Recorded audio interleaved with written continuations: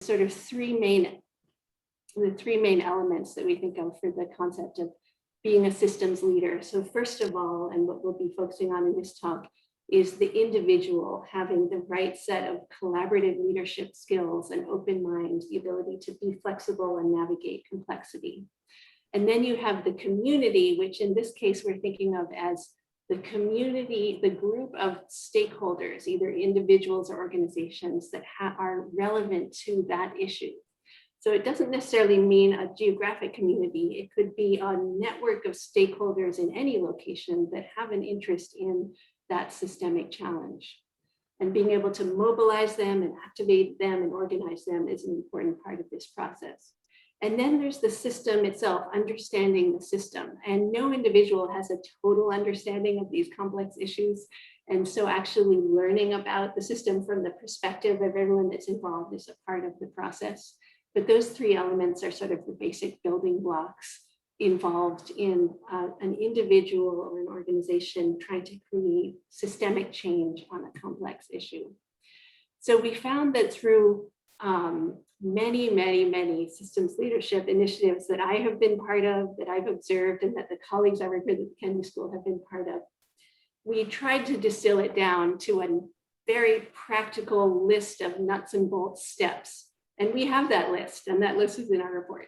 But the reality is a lot more messy and a lot more organic. And we found that this vision of sort of a winding road and the idea of an organic process through which you go through these sort of moments of discovery, these aha moments, seem to sort of be a better way of describing what it's actually like for an individual to be part of a systems leadership process. And what we found is that across many different systems leadership initiatives involving many stakeholders, tackling tough issues, there was kind of these common moments that tended to pop up. And so we captured them in this framework, the aha moments.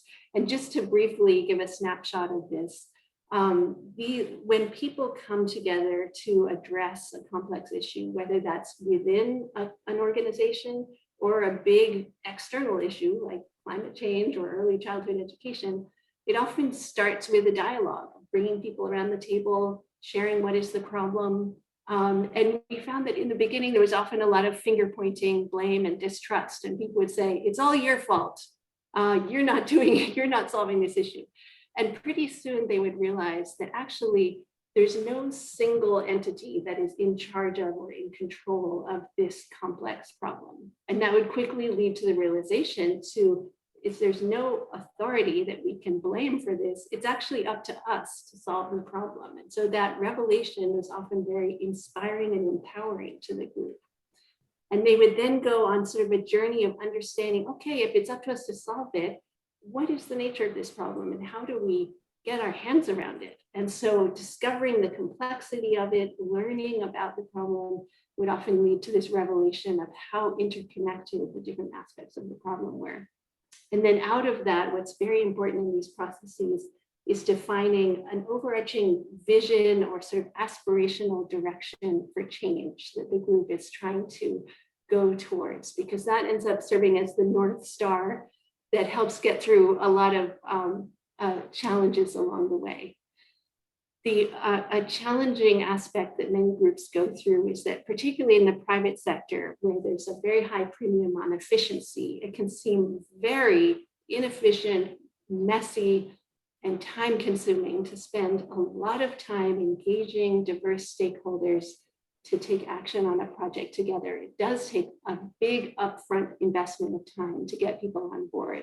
But this famous African proverb of, if you want to go far, go together, ends up resonating with a lot of these groups who find that it's worth making that upfront investment in the beginning to build the trust and get everyone on board, committed towards a common vision in order to have that longer term success.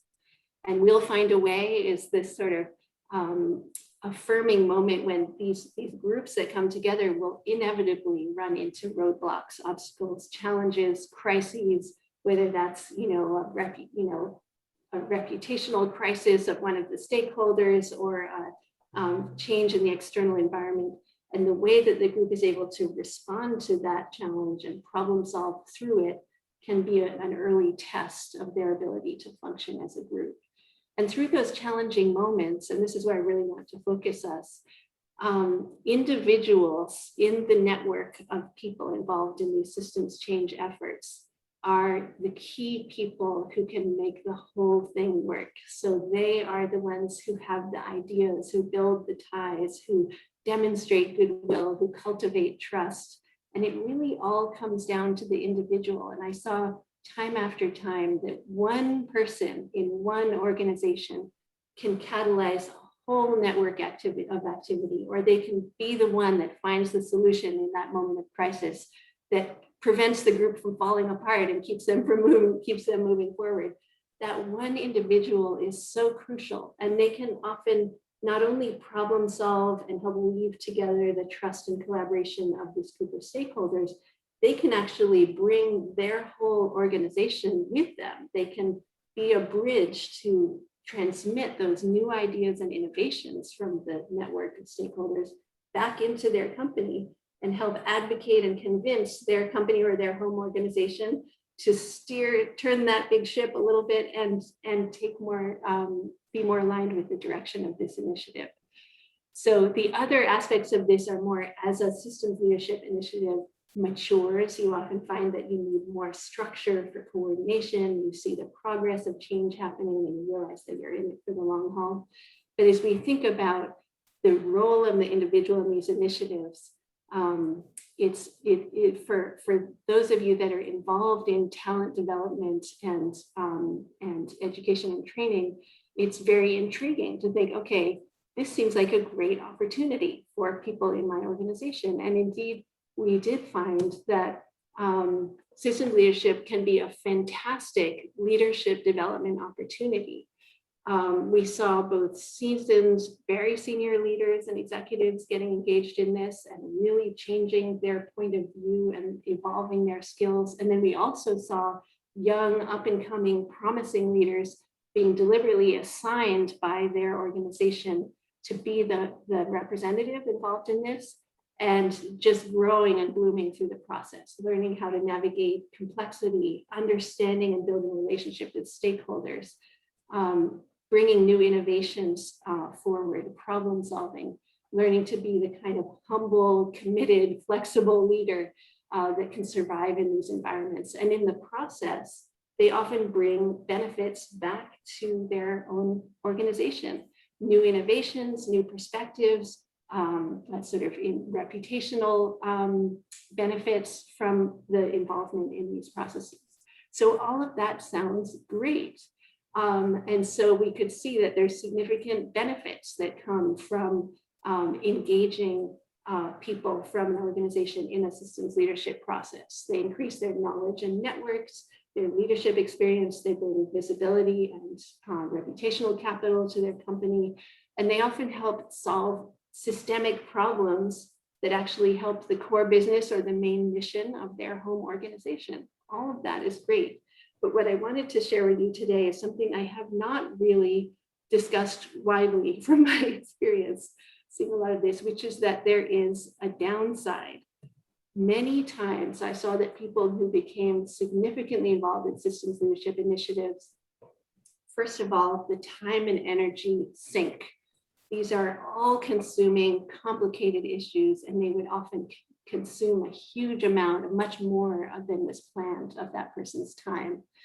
The person would often become very impassioned about the mission that they were involved with, and that was diverted them from channeling that passion into the core business of their main job description. Along the way, some of the things they would learn and hear from others might change either their perception or their priorities in terms of how they spent their time or what they felt was actually important for their organization to be doing. Sometimes that diverged from the point of view of their organization. And sometimes all of this was so challenging that they would experience burnout or become cynical about the issues.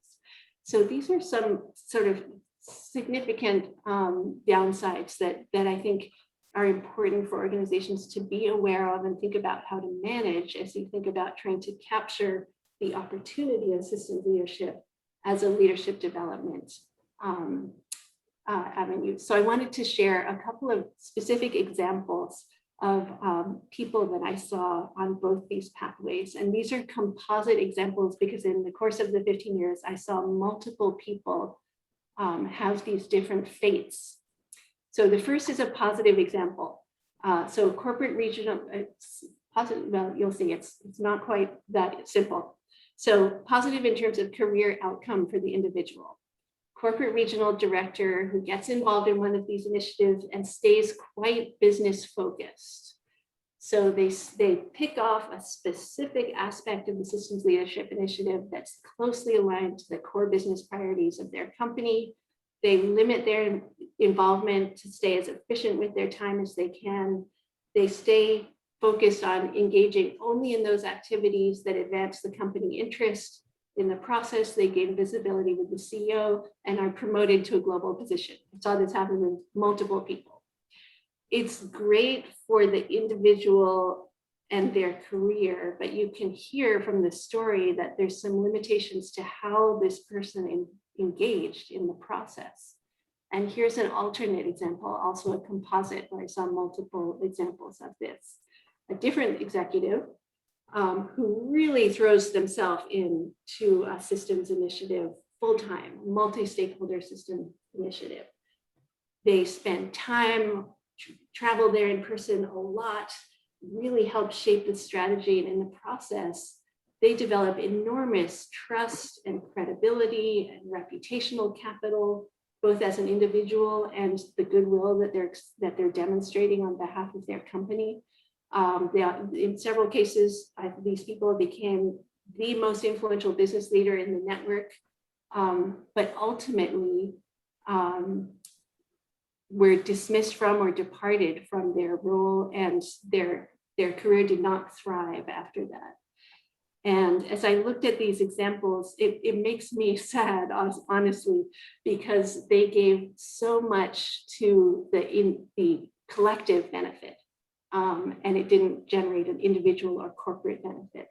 So we see that the example number one was really focused on their individual and company benefits in what could be gained from the process, and that worked out well for them in career terms.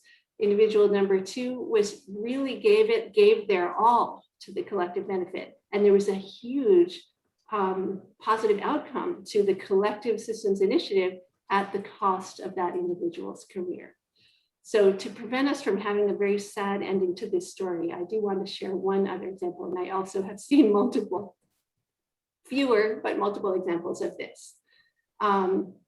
Someone who is seconded to or assigned to a significant systems leadership role. So this is the first really crucial difference, is that their company realizes upfront that this is a really major commitment of time, and they provide the full backing and mandate of the company to really invest that time.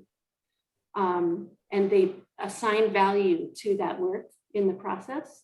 And so as the person develops that bank of knowledge, networks, credibility, reputational benefits, there is a benefit back to the company in an indirect way. And that these particular individuals who succeeded in this way had not only the company backing to really invest themselves in the role, but they also reinvested the knowledge and mentoring and skills they were learning back into their colleagues at the company. And through that, we're able to maintain or grow a senior position that really valued and recognized the skills that they had developed through this process. So they had really found that win-win space where it benefited the initiative, it benefited their company, and it benefited them, or was fairly benefited them individually. So I think this is sort of interesting. We'd love to hear your thoughts on that. So I've elaborated a little further on the questions here. So as we think about these examples, how can companies or sort of home organizations leverage the benefits and manage the risks of getting their executives involved in systems leadership initiatives? And crucially, how can the companies really recognize and reward the value of involvement in these initiatives? particularly when a lot of times these are initiatives with long time frames and ambiguous outcomes. It can be challenging to define what is the outcome that was produced through this person's involvement. And then how can what is gained be effectively shared back to the home organization? So that's my sharing, and would love to hear your thoughts and reactions. Thank you, Lisa. And let's, because we're a bit of a large group, why don't we use the hand raising feature in the the icon, and that way I can track hands. But let's see if there's questions you'd like to hear a little bit more about from Lisa, and then we can dig into the questions that she put out. But if you'd like to ask some questions of clarification first about what she shared, now's the time, and then we can dig into her questions. There's something you want to hear a little bit more about. Carlotta, please. Hi, thank you. Excellent presentation. And I am curious about what your hypothesis is, for lack of a better word, about why the leader that basically sacrificed his career, what was missing? What was it that made him, a career-wise perspective, fail? How was the context different? Which context conditions allowed the successful ones, and which one was missing, or what was the factors, the playing together that kind of started to derail that one person? I think that's a great question. And I think one of the really crucial differentiators were the expectations and support of their employer.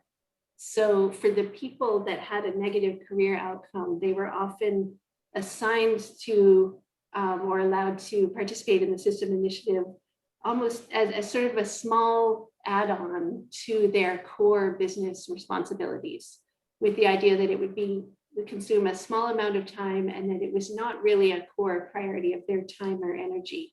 And then it grew to occupy the vast majority of their time and energy and priorities, displacing the responsibilities they had still as their core job description.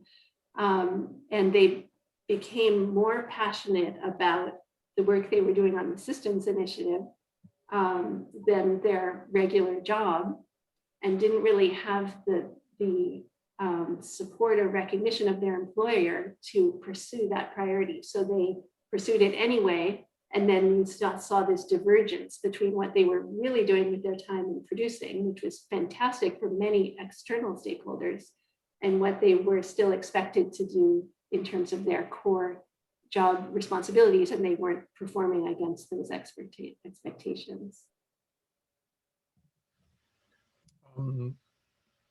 So I think yeah, this is it's a really important factor, because whatever you do, whatever methodology you use, it is not happening without a context around it. And I think there are lessons from change management. I mean, literature, books and books and books about why McKinsey, yada yada, why change initiatives fail. And one of the ways they fail is exactly what you said, that the sponsorship isn't there.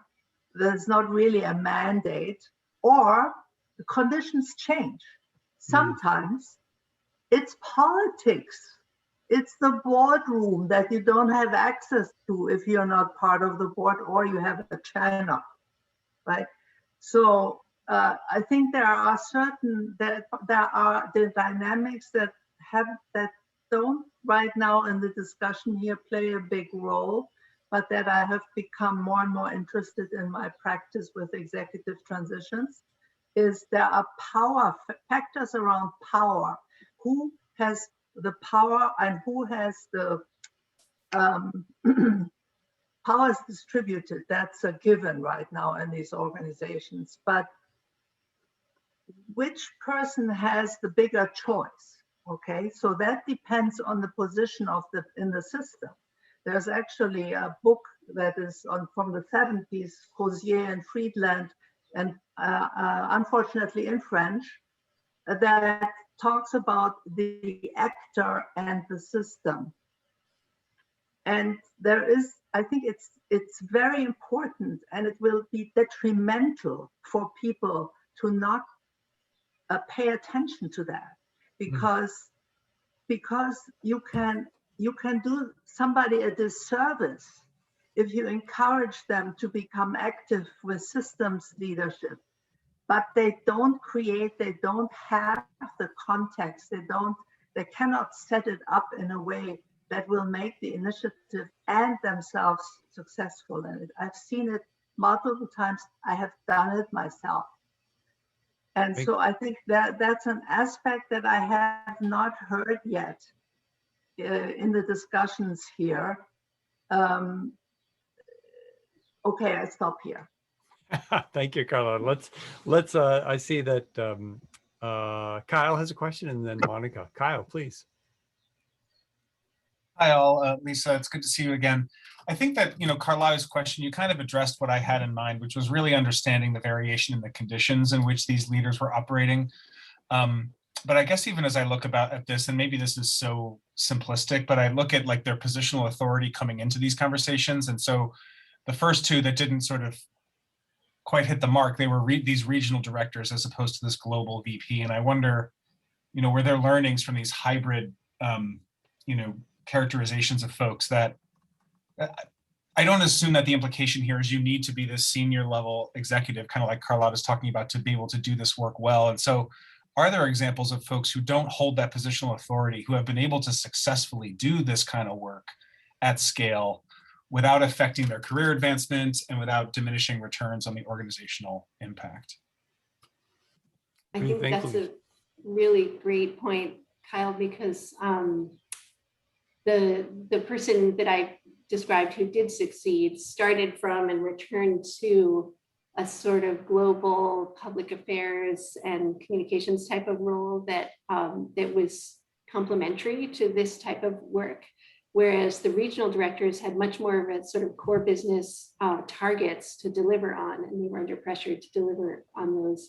And so as more and more of their time went towards mobilizing a sort of systemic change that had limited measurable near-term benefits for the company, while also benefiting their competitors and completely different industries and other stakeholders, and was really great for the world and for the issue, but had less measurable core business benefit for the company, that became an increasingly disconnect. So I think your point of that the role is quite important.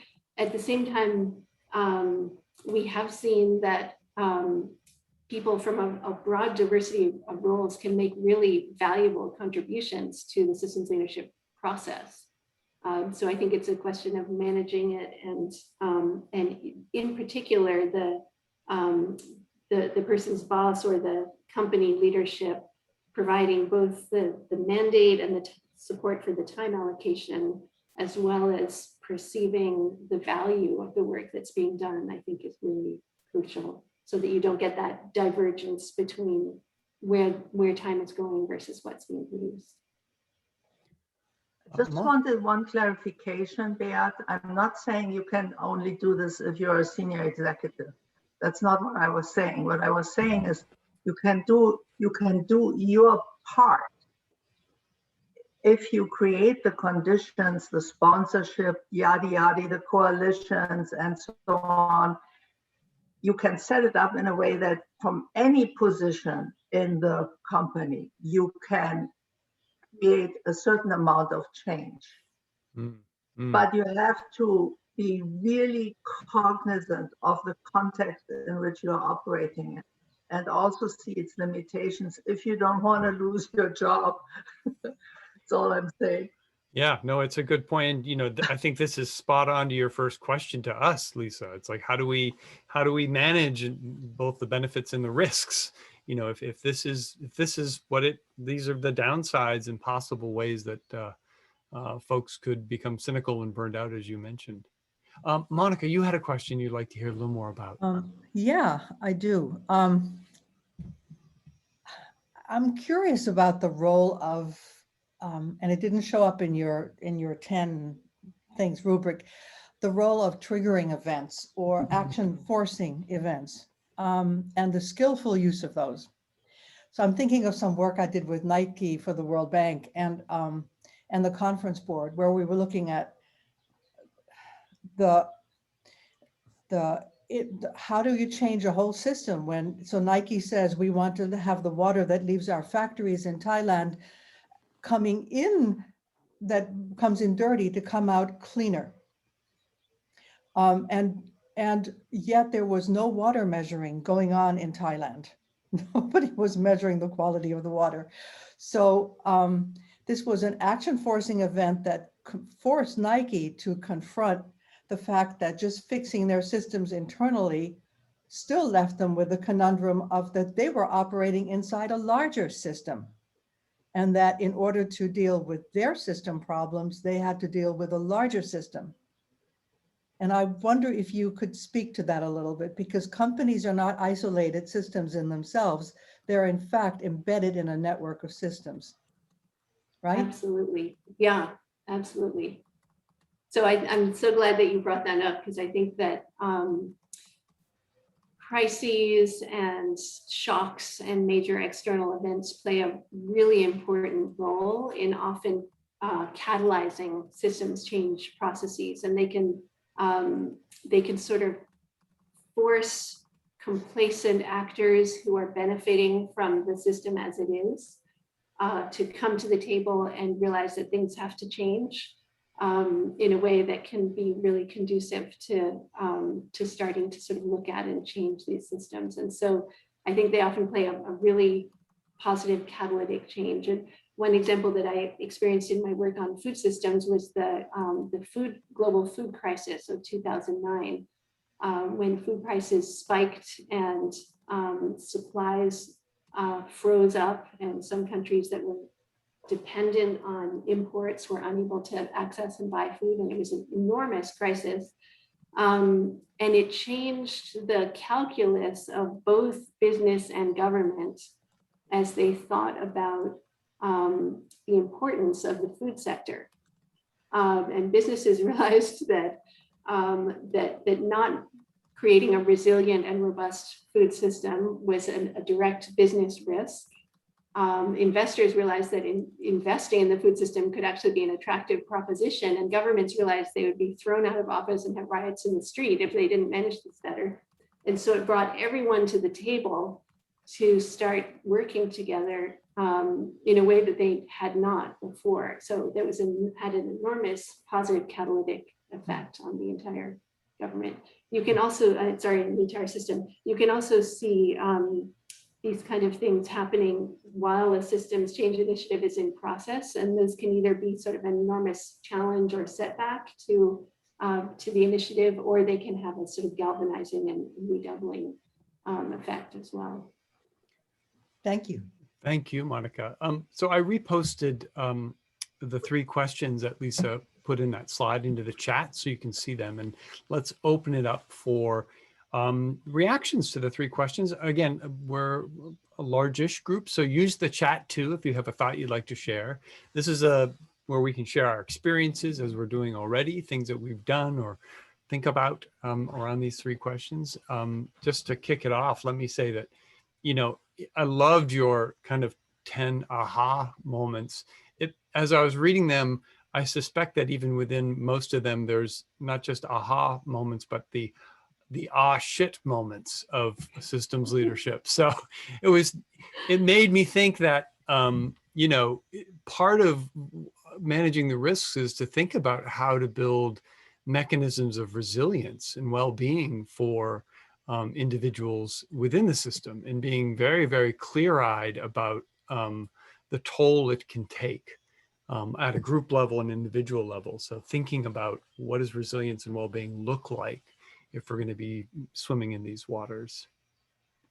But that's such a great point. And sorry, I'm so glad you mentioned that, because I think that's another thing that's important for company leaders or organizational leaders to think about as they sort of assign someone or give someone the mandate to get involved in these kind of initiatives, is giving them the guidance and support on how to make that involvement sustainable. Because as you mentioned, by definition, these problems are overwhelming and nearly unsolvable, and you can very quickly exhaust yourself working on them. So, and that's very common in the nonprofit sector. And so for people that are sort of diving newly into this, having some guidance on how to set boundaries around their involvement, and feel positive about the progress they are able to make can be really important. Let me invite others to share with using the hand raising feature. If you have something that, one of these 3 questions makes you think, or some approach or strategy you're currently using. Yeah, Jacqueline, good to see you. Nice to see you too, Daniel and Lisa. Thank you so much for this presentation. So what I was thinking about was exactly, what are the burnout mitigations? I work in the climate change field, also racial justice and sustainability. And so I'm seeing a lot of this as you're talking about too. But I'm part of a collaborative that's multi-sector focused on achievement gaps, especially along racial identities in education. So, and our indicators are kindergarten readiness, 3rd grade reading level, high school graduation rates, and all of us see that we have a role to play in the system that is driving these gaps and disparities.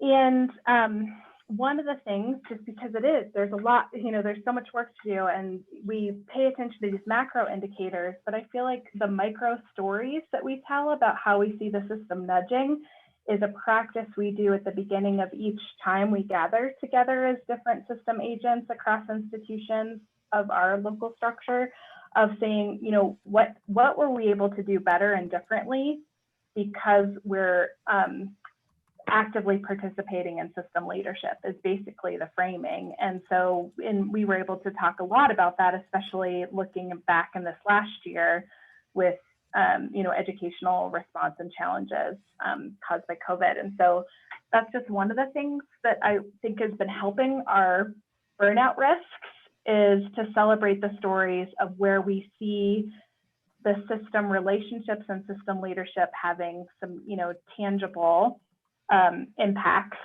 even though the macro indicators, we still have a lot of work to do on. That's a great idea. Thank you for sharing that. So celebrating the small wins.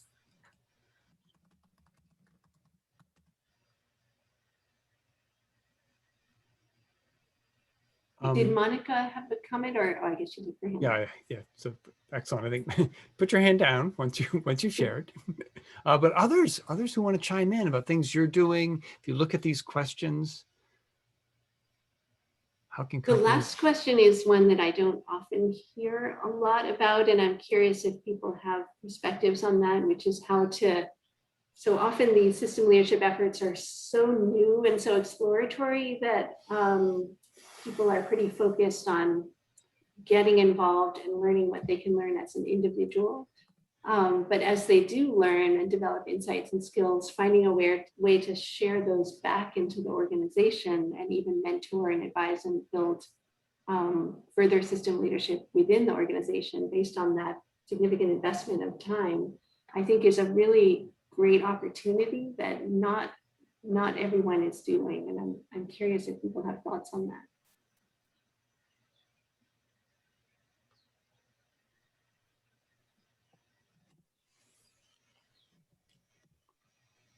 Makes me wonder if Deborah France, if that conjures up anything for you. Sorry, again, I don't like to cold call people, but I'm just thinking, what I know about the work that you've been doing over at Gore for many, many years, although it's probably not under the aegis of systems leadership. There's so many connective pieces.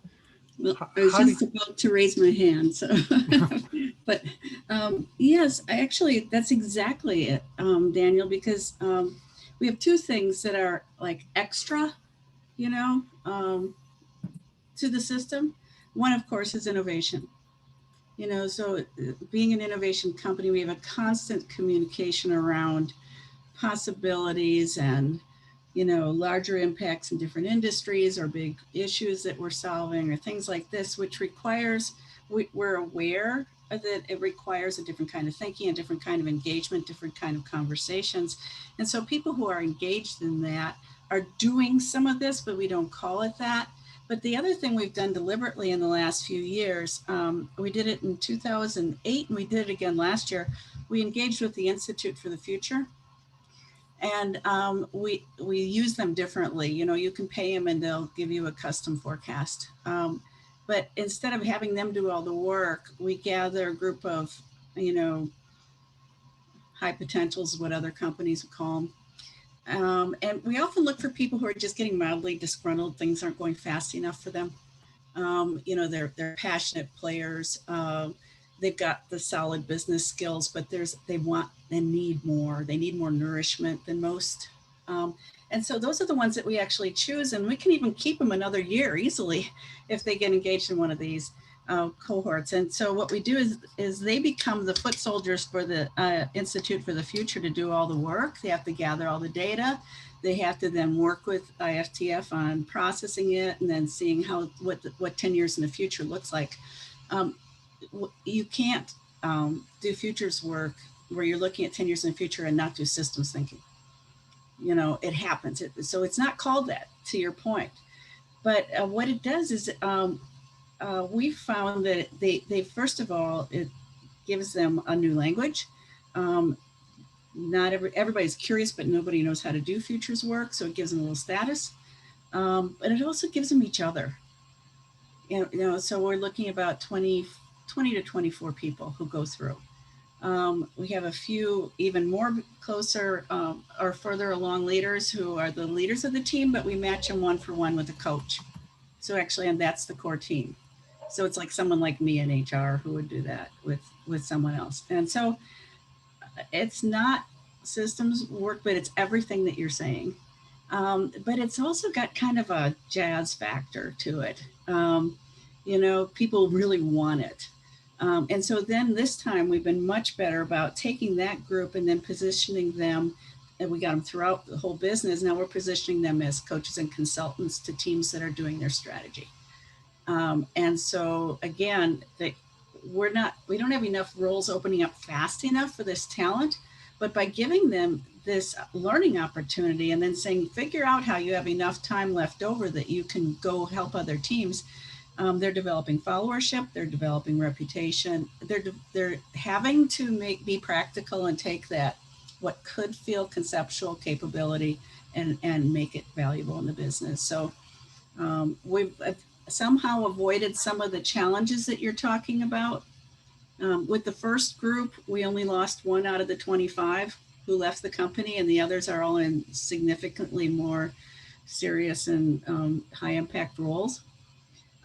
So, and then this group is too new to tell, but it seems like it's like an in-system sabbatical to be able to do that extra exciting work. And of course, everybody's knocking on the door saying, when are you going to do the next one? And we only do it about every 7 years. So. Wow, that's fantastic. Thank you, Deborah. Sorry, I didn't see Beat, and Tony, you had your hand up earlier if you'd like to add, but Beat, would you have a question or something you'd like to add? I think you're on mute. Mute. Thank you very much. So thank you very much, Lisa, for presenting your thoughts about system leadership. And I think you mentioned as well that you were at the World Economic Forum. And so I thought, you know, I think with systems leadership, what I was a little bit missing was maybe I'm coming from the European school of interconnected thinking, this whole thing of interdependence. Maybe it's more a tool question, but you know, kind of thinking in causal loop, in feedback loops, and building the system like that, which I believe is a kind of this interdependent thinking. I think it's a skill a systems leader need to have or to develop, and so I felt maybe you can say something about that. And second is, I don't know if you know Dreier. He is he was at the World Economic Forum as well and wrote a book about tackling complexity. And I'm connected by by my nature, and I think actually it would be a good fit. I put up the link. Fantastic. Thanks for sharing that. And yes, thank you so much for mentioning that interdependence is really at the heart of all this. And I didn't spotlight that perhaps as much as I should have, but it's very much embedded in every aspect of the process, from understanding how the system works and identifying what are the feedback loops and the dynamics of the system, and then realizing that the systemic nature of the challenge can only be tackled if all of the stakeholders work together. So they're very much interdependent among each other and reliant on each other to take action together. So I think that's a great point to spotlight, and we'd love to see the resource you mentioned. Great, thanks. Yeah, I put the link in the chat. Also, Lisa, Yvette's posted a question in the chat, and maybe we all could direct our attention to that to see if we have thought about how to use systems leadership as how leaders at all levels solve problems.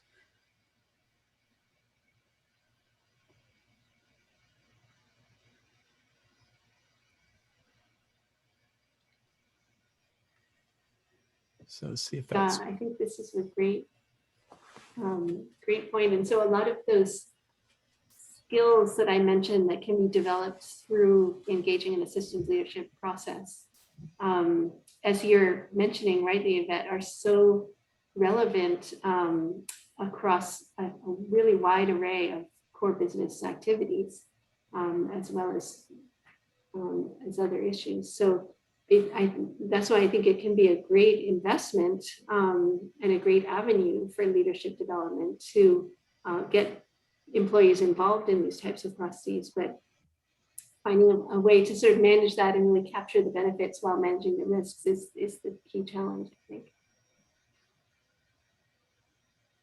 Thanks, Lisa, and thanks everyone for all the insight. I'm just like a sponge absorbing it all.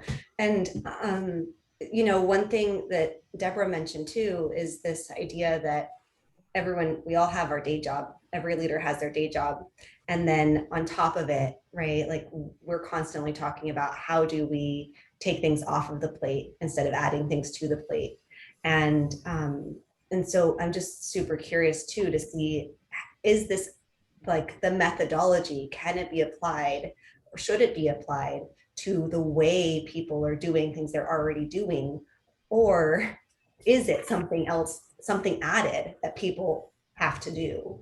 Can it be just integrated so it's not an addition?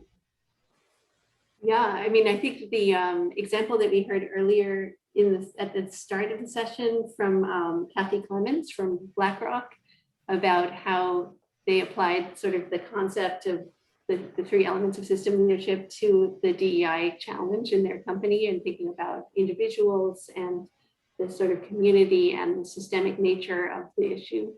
I thought it was a really interesting example of sort of applying it as a tool within the company for sort of a business need. And so I think it's a great point that the general approach of tackling any complex problem that has many moving parts and where the no single entity is in charge and the path to a solution is not clear and all the solutions are held by many different actors, that's often a description of a business problem. And so those types of skills, I think, as you're saying, are very transferable. We have a number of hands in the air, and I think a little warning went up. Was that a 5-minute warning or a 2-minute warning? I didn't catch it. I didn't see the latest one. I think we're going to a little past 3. I saw it. It's a 5 minute. Oh, it was a 5-minute warning. All right. So, Thank you. okay. So let's at least hear from Abby. We haven't heard your voice. Abby, you have a question or a thought you'd like to add? Yes, Lisa, thank you so much. I keep going back to some of your slides. One of them I call the sad slide with the person who did not succeed despite thinking beyond themselves and their organization. I'm just going to leave it at that because I keep going, oh gosh, that's my sad slide. But my question for you is there anything that you have learned over the course of the last year in dealing with an external threat that has been largely unpredictable and uncontrollable and dangerous that has changed your way of thinking about systems leadership? Thanks. Do you mean during the pandemic? I do, yes. Yeah, that's such an interesting question. I guess it gave me the sort of lens on the issue in that way. But I don't have an easy answer to that because I found myself sort of feeling powerless in the midst of this enormous threat that seemed so far beyond my individual capacity to solve. And so I could sort of observe that like many stakeholders had to come up together to solve the problem with sometimes successfully, sometimes not. And tried to encourage some of that. And in fact, we did some initial work on the corporate response to the pandemic and found that the ones that already had more of a systems mindset and a network of stakeholder relationships were able to be more resilient and agile and adapt more quickly to the shock than others. But so from a sort of research standpoint, that was very, very interesting and it helped sort of show the business value for investing in this type of approach as well. I'll drop a link to that article into the chat as well. I wouldn't want us to get rudely interrupted, so why don't we bring ourselves to like a formal close, and if we want to continue to have a side conversation, with time allowing, we can do that. But what's that say? I can't read it. Please return. Oh my gosh. Okay. Lisa, thank you so much. And thank each of you for, taking on the content. And Lisa, thank you for trusting us with your questions. I think you'd be more than open to having side conversations outside of this group. Is that correct, Lisa? Absolutely. I'd be thrilled to be in touch with anyone. My email is in the chat, and I just dropped in my pandemic article link into the chat as well. So we'd love to follow up with anybody. So please do. We hope that we're going to spark conversations and relationships outside of today. So follow up if you have the energy to do that. Thank you, Lisa. Thank each of you. And let's now. Thank you all as well. Thank you. Wonderful to chat with you.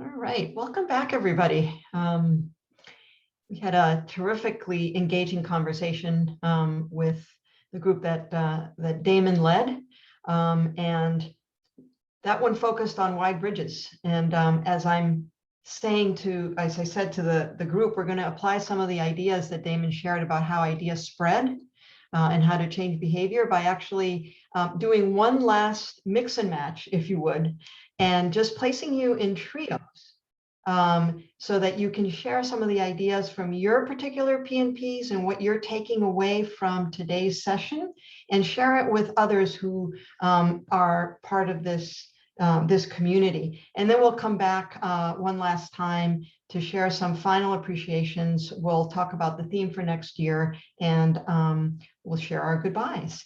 So Amanda, when you're ready, if you can just place folks in trio format, that would be terrific. And I'll see you back here.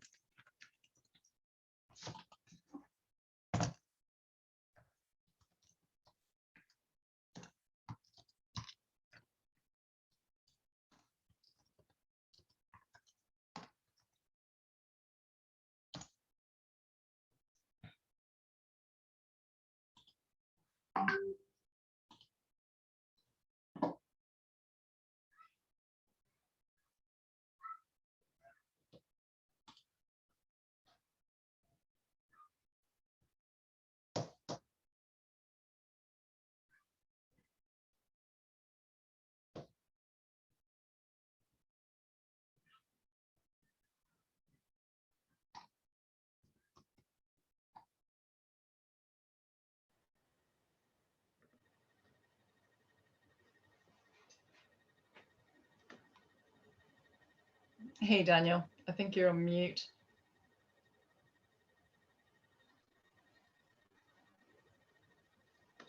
Can you hear me? My line's been terrible this evening, so it might be on my end. I can't hear you.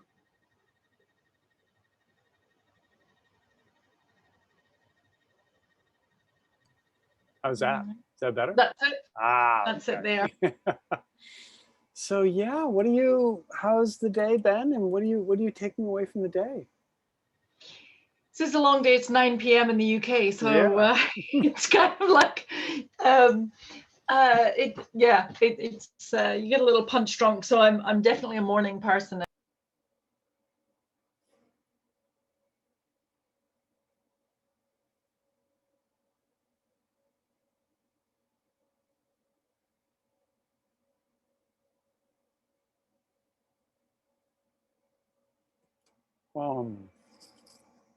That was weird.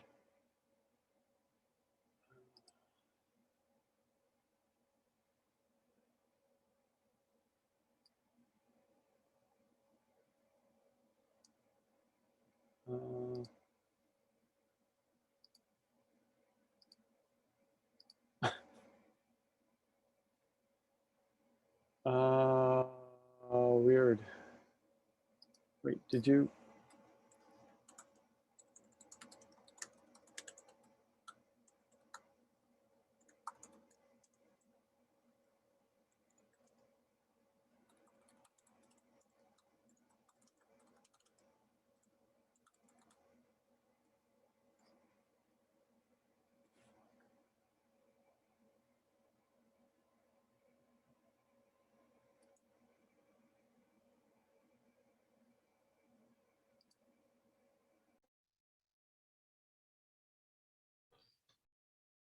Yeah, you could probably, well, the thing is now it's, I guess if you did that, just send them a message before so that, where did Amanda go? Huh. Sorry, Daniel, you're muted.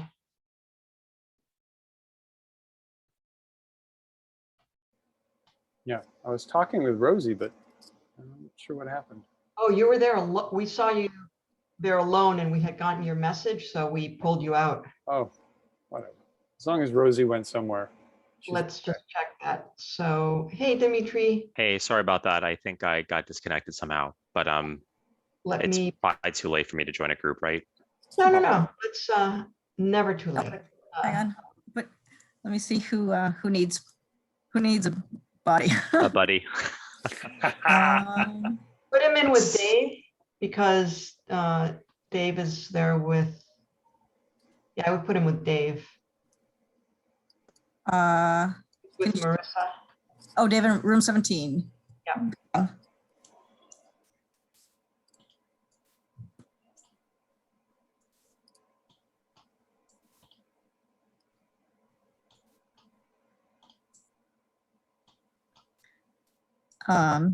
Yeah, as soon as I opened the breakout room, so I look, the number is 63. So I go 60. So I said, okay, so I make 21 rooms. That's 3 each, or wait, 6, whatever. Anyway, I divided it. as soon as I open the rooms, I see immediately the number on my list drop down to 57. So instead of joining rooms, people just drop off. They're like, I don't want to talk in a group. And it's very disappointing that there's no, that you wouldn't feel sort of pulled into the other two people in your trio who don't have a trio now. Yeah, well, yeah, that's the, yeah. Yeah, I mean, that's the downside, I would say, but it's, you know, we knew this, remember when we designed that moment, we knew people would drop off. Remember, we were like, okay, let's not tell them what we're gonna do, let's do it. But So I've got about 4 groups with just 2 people, which, you know. That's fine, totally fine, totally fine. Like the reality is they don't know. Oh, okay.